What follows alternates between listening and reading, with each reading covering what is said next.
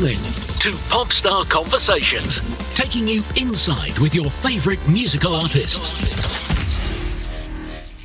This week, Chuck and I are sitting here with Barry Gibb from the Bee Gees. Barry, welcome to the show. Barry Gibb, welcome to the show. On this album, In the Now, how does it feel being a solo artist? All four brothers wanted to be solo artists. I think that's a fact, you know. That really never went away. Robin always wanted to be a solo artist.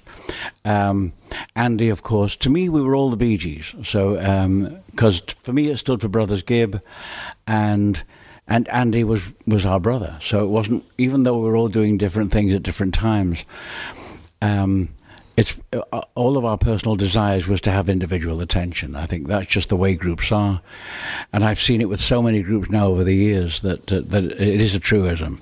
There is no such thing. There's nothing natural about being in a group. And with a group of brothers, it's got to be more binding.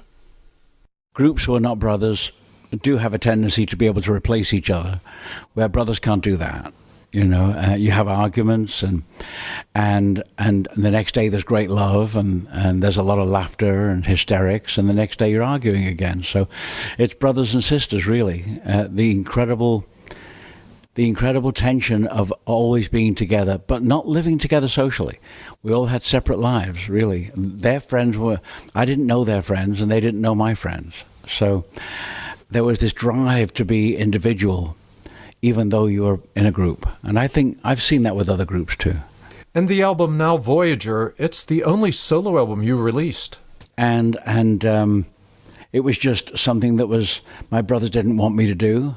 I think it was brothers, you know, it's the way things are. They always did try to keep us bound together somehow, because to them, that's where the success was. If we had success, it was because of the three of us. And I agreed with that too, you know. And I made this album, and then I felt really uncomfortable about it. And I think that the record company then began to feel uncomfortable about it. Robert Stigwood really didn't want me to put a solo album out. Robin was putting solo albums out and not really getting the feedback he wanted. So for all of us, that was not a good period. And we've had a lot of not good periods, you know. So Now Voyager really didn't pan out to be a successful album. I did another album later on, which became the soundtrack of a movie called Hawks. Yes, with the song Moonlight Madness. It was Moonlight Madness and Letting Go, which Barbra Streisand recorded 2 years ago. And so I think ultimately there was some good stuff on that album. So with this album, In the Now, is this you moving on, or are you keeping in the Bee Gees tradition? It's both. It's getting past the idea, and I'll never get past it, really. I understand that now. I always feel that my brothers are sitting next to me. I always feel that I always hear their opinions. I often see them, and I think it's probably me because I'm probably mad. I often see them walking across a room, you know. And, you know, we were a group for 45 years. So you compare that to the Beatles 10 years, you know, and you think, well, you know, I see them in the night. I see Robin walk across the room. I see, my wife has seen Andy in the top floor of our house here. And that just goes on. That doesn't stop. And my dreams are intense. Always about, and all the three of us are younger. They all look fantastic in my dreams. It's almost like we never got older. They look about now, but they look great, you know. So they're very vivid, to the point that I don't really believe they're dreams. I know that sounds crazy, but they're very vivid to me. And it's a very spiritual experience every time.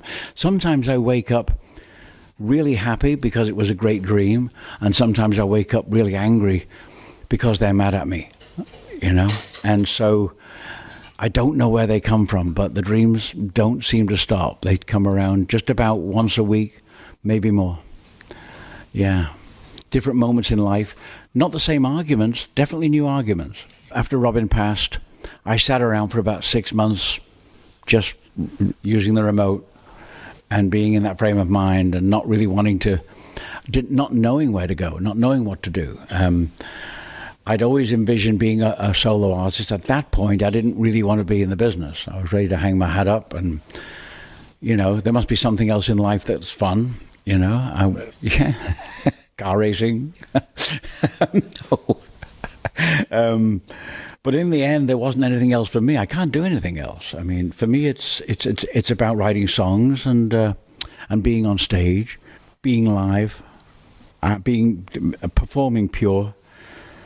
And that was great about Glastonbury, is that I got to just perform without any tricks, any technology, things like that. So I needed to just get on with it. I thought, I've got to live for the sake of living, and I can't live because everyone died. And I can't live their death, And she walked into the lounge one day and she just said, get off your ass, you can't live on everyone's death, and that shook me up. That shook me up, and she always did. I mean, she always said the right thing at the wrong time. That's why your marriages lasted. She was always right about a lot of things, but when you live with someone like she lived with me, she saw things I didn't see. So that's typical of relationships. You've always been praised by your peers, but the press has not always been so supportive. Yeah, but I've seen so many artists over the years that were sneered at, that have become immortal. People like Prince, people like David Bowie, who at certain times in his life was not popular. Now there's a reverence. Maybe you have to die. For people to go, wait a minute, we should check that music out. I'm playing catch up with Prince, I don't know why he went away 10 years ago, 15 years ago. Now I know, he was in search of getting himself fixed. He was not, I think his hips were bad. Whatever it was, I'm playing catch up with that now, I'm playing catch up with everyone who's gone. And more than ever now, I'm witnessing how people were criticized and critiqued, always when you're alive. But when you're gone, they'll go, I wasn't too bad. Isn't it estimated that you have sold over 220 million albums? Well, that's a fictional number too. That was a fixture Robin had in his head, and I don't know where he got it, because if you can show me a record company that will tell the artist how many records they've sold, that's going to be something I'm ready to listen to. Because if somebody tells me we've sold 220 million records, I say, okay, where's the check? I don't know how many records have we sold with other artists. I got no idea. The songs that we wrote that were successful for other people. There are no numbers on that, So, yeah, okay, I'll accept the 220, but I have no idea what the number is. There's a song on this record, The End of the Rainbow. Did you write that for your brother Robin? Yes. I sang the verse to him when he was in a coma in the last 2 weeks of his life. I sat in that cubicle with him. That's okay. And I sang that first verse to him. And the great thing about that particular song is what I was doing in that song was telling him that there really was no such thing as time. That to me, it wasn't about time for us. It was about just always doing what we loved. And then later on, I realized that when we grew up in Australia, it was always a different day than it was anywhere else in the world. And so really, maybe subconsciously, I was writing about us growing up in Australia, because when I went to Australia, it was already tomorrow. So today is tomorrow, springtime is summer, and the end of the rainbow is here. That became the be-all and everything for all four of us. There's a line in that song, Adios amigos, goodbye my friend, that sort of says it all. Well, of course it is. It's me saying it's all right, don't be angry, we all had our anger moments and our issues, and it's all right now. It's all right now. And I did sing some of it to him. I don't know if he heard it, but I have every intention of making that the end of the album. On this album, you're writing with your sons. Is history repeating itself? It's very much like the same thing. It's very much like the same thing. I'm working with my sons, and it's the same as working with my brothers. You know, I'll bring an idea. I'm an idea type. That's what I always did. So I'll bring an idea, and then all three of us will flush it out and figure out what it is. And you get a great chorus. Okay, now we work backwards. Let's find out how we get there. And it's a pleasure. It's you know, it's like when I was a producer. I produced a lot of records with Albie Galutin and Carl Richardson, and that was another trio. So it was like, I've always enjoyed being in a team. I've always enjoyed being able to do what I do best and let people who do their best do it. You know, don't try to control everything. Something will happen that's really good, and wait for that moment. Albie came up with the riff for "Staying Alive." I never thought of it. I just thought of "Staying Alive" and the song. But he came up with the riff, and if you let everyone do what it is they do best, that's what happens. You know, being a team. Are you playing tennis after your health issues? Played tennis for 10 years, between the age of 40 and 50.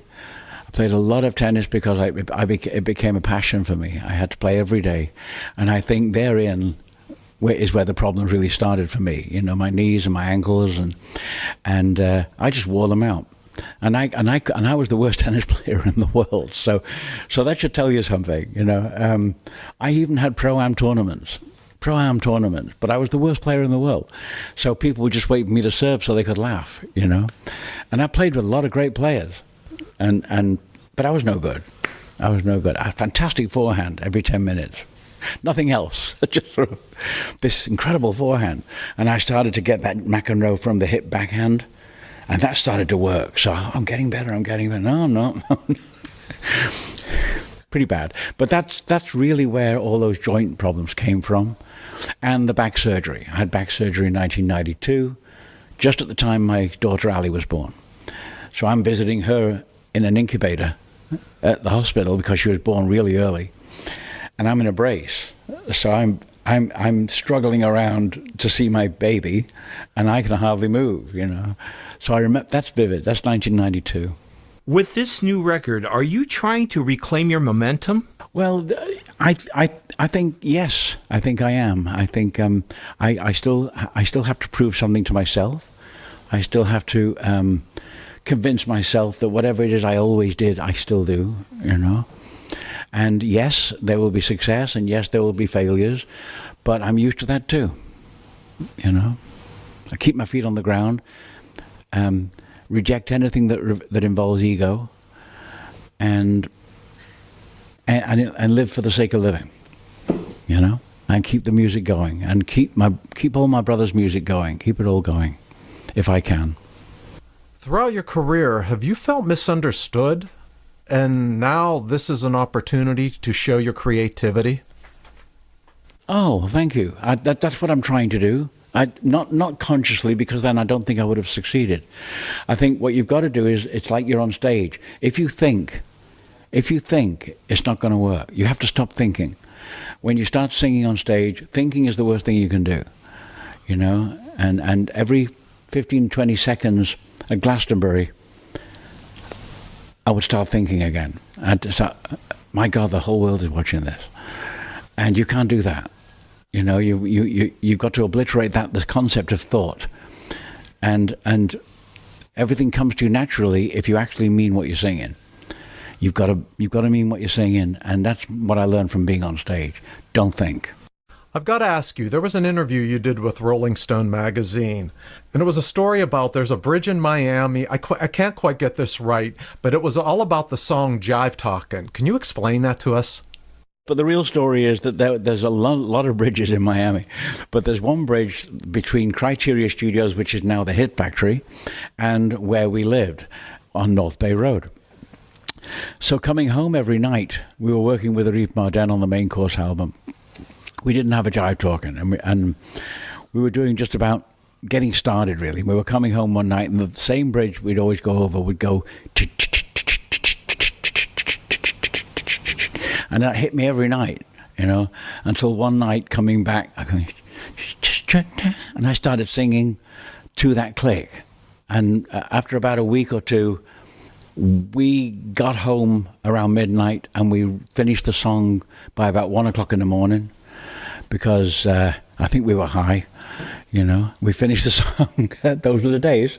And the next day, some of the lyrics were totally off the wall. So Reef said, no, you can't, you know, you're singing about lying. You're singing about somebody bullshitting you, you know. Write about that. Because we loved the title Jive Talking, but we didn't quite understand that it was about lying, you know. So we had to rewrite a lot of lyrics based on that. Getting back to this record, I had noticed that there was a theme in a few of the songs.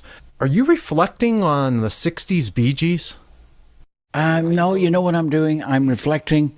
It's my opinion of life today. It's my opinion of culture today. You'll hear that in some of the songs. It's my opinion of religion. It's my opinion of all the decades we've existed in. Star-Crossed Lovers is really my Carole King song, because I think she was the most melodic songwriter of our time. And Barry, one last question before we go. After all of your experiences, your career, your life, do you feel that you've lived life to its fullest? Well, I think that's the lesson. That's the lesson. You never forget. They're always, my guys are always with me. My brothers are always with me. But I am having a wonderful time. I'm having a wonderful time getting to know artists I never knew. Getting to be able to say hello and talk to those people that I most admire, that in the days of great criticism we never got to talk to, you know. Now they come and talk to me, and I'm loving that. Barry, thank you very much for coming on the show. It has been an absolute pleasure. Thank you, man. Barry, it's been a great pleasure to have you here. Thank you again for listening to Pop Star Conversations. Be sure to click the subscribe button below and hit the red bell so that you'll be notified of our next exclusive